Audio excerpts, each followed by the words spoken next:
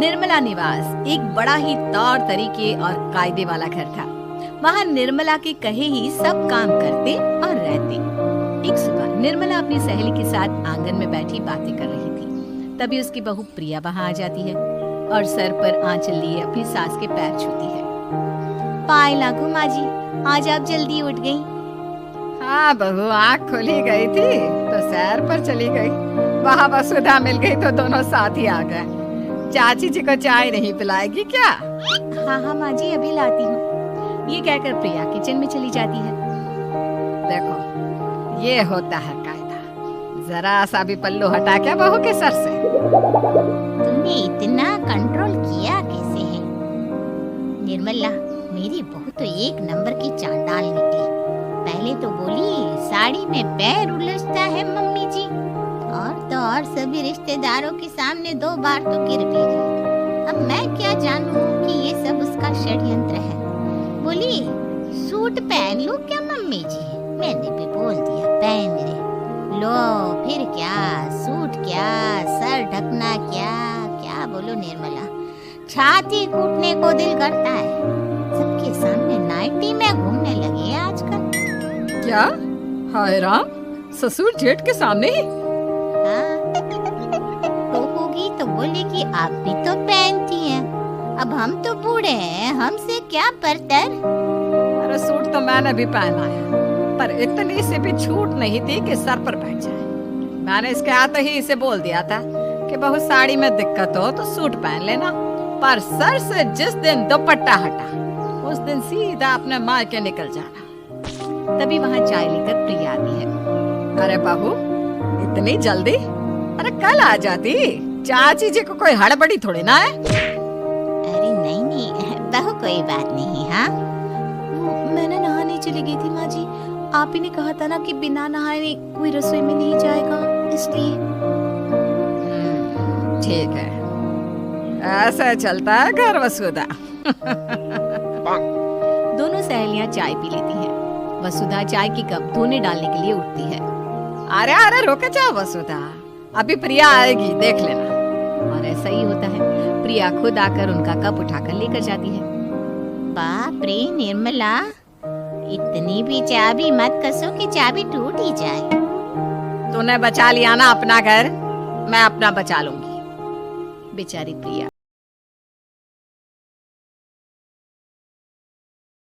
इतनी गर्मी लगती है, लगता है फिर से नहाना होगा। प्रिया नहा कर आती है और वो कंघी कर रही होती है कि तभी उसके फोन पर उसकी मम्मी का वीडियो कॉल आता है। मम्मी कैसी हो तुम? Missed you so much mummy.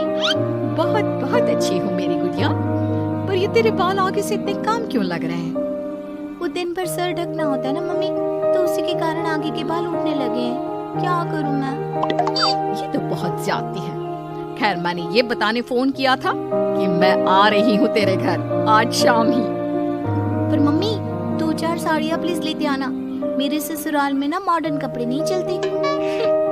मैं तेरी माँ हूँ बेटा, तो चिंता मत कर, ऐसा कुछ भी नहीं करूंगी जिससे तुझे तकलीफ हो। अपने कहे मुताबिक मनी शाम को गाउन पहनकर अपनी बेटी के ससुराल पहुंच जाती है। अरे समधन जी, आइए आइए, बड़े दिनों बाद।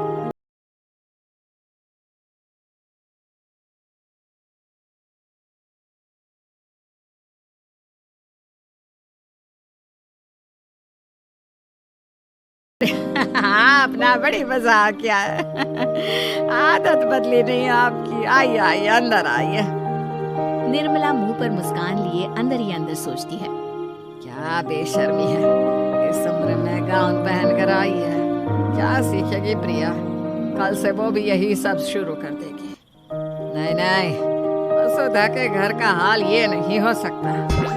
मनी कमरे में जाकर फ्रेश हो जाती है और ट्राउजर और टी-शर्ट पहनकर सभी के साथ हॉल में बैठ जाती है। और उसकी बेटी यानी कि निर्मला की बहू किचन में सूट में सर ढके बाहर आती है। बेटा, तेरे किचन में फैन नहीं है क्या? तेरी हालत देखकर तो मुझे भी गर्मी लगने लगी।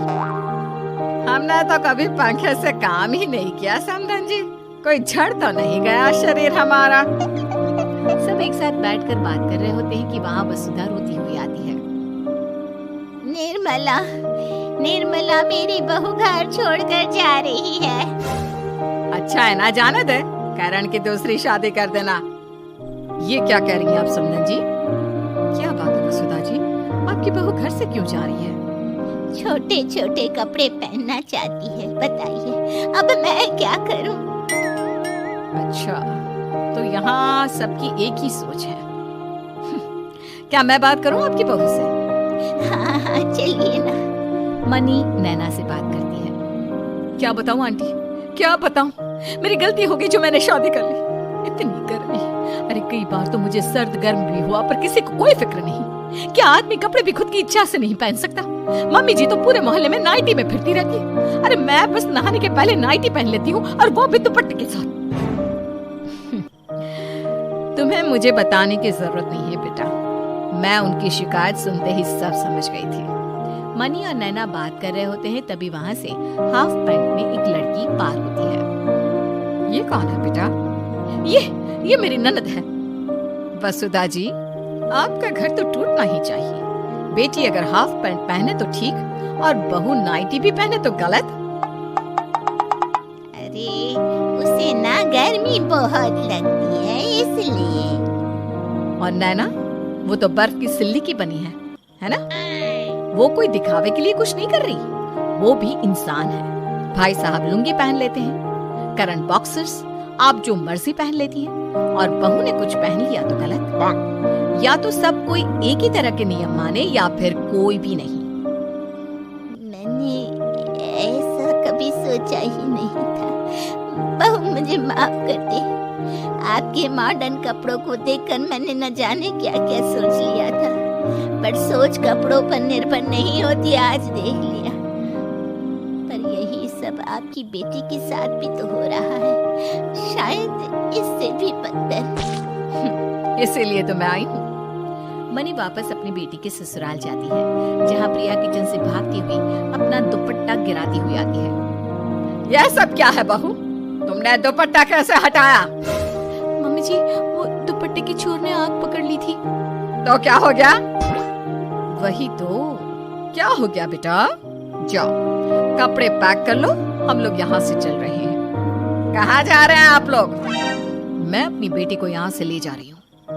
लव मैरिज थी ना तुम्हारी प्रिया? मुझे तो तुम इस घर की नौकरानी लगती हो। जिद करके तुमने शादी की थी ऐसे घर में। अभी तुम्हें कुछ हो जाता तो इन लोगों को अब भी तुम्हारे दुपट्टे से सर ढका है कि नहीं इसकी फिक्र रहती। अब पानी सर से ऊपर जा चुका था। प्रिया अपना बैग पैक कर लेती है। मम्मी मैं भी चलता हूँ। प्रिया सहती रही, क्योंकि वो सोचती थी कि आप बदल जाएंगी, पर वो गलत थी। किसी पर रोक टोक करके, जानवरों की तरह बर्ताव करके आप उस पर कंट्रोल नहीं कर सकते। इसे घर चलाना नहीं कहते मम्मी। बेटा, मुझे लगा बहू हाथ से निकल जाएगी। मैं तो कॉलेज से जॉब लेने के बाद कभी वापस आना ही नहीं चाहता था मम्मी, पर मेरी मॉडर्न सास ने मुझे कहा कि बेटा कोई गलत कदम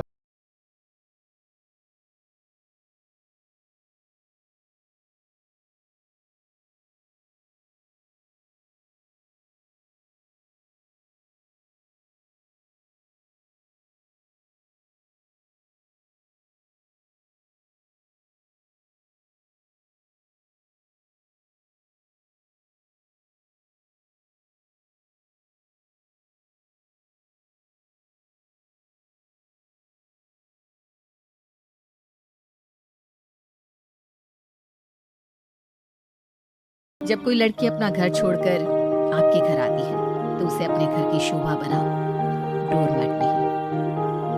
और मनी के आने के कारण एक साथ